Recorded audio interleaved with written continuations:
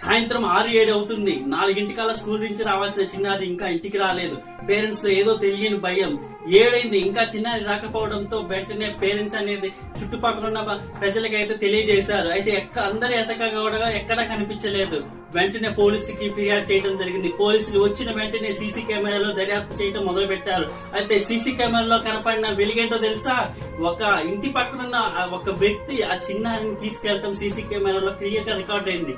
అయితే ప్రజలు పోలీసులు అందరు కలిసి ఆ ఇంట్లోకి వెళ్లి చూడగా చిన్నారి ఎక్కడా లేదు. అయితే ఒక డ్రమ్ లో చూశారు. ఆ డ్రమ్ లో చిన్నారిని చంపేసి కుక్కేశాడు ఒక నరహంతకుడు. ఆ తర్వాత అతన్ని వెతుకు సాగిపట్టి అక్కడే అందరు చూస్తుండగానే పోలీసులు నడిమధ్యలోనే తన్ని పెట్టారు. కానీ వెంటనే పోలీసులు అనేది తీసుకెళ్లడం జరిగింది. కానీ ఈ రోజు సాయంత్రం ఏం జరిగిందో తెలుసా? ఆ నరహంతుడు బాలికను చంపిన దుర్మార్గుడు చెరువులో శవమై తేలాడు.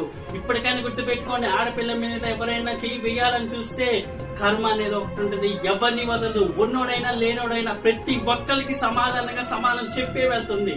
చిన్నారి పైన చెయ్యేసిన నిందితుడు ఇవాళ కుక్కలాగా చెరువులో అయితే తేలడం జరిగింది.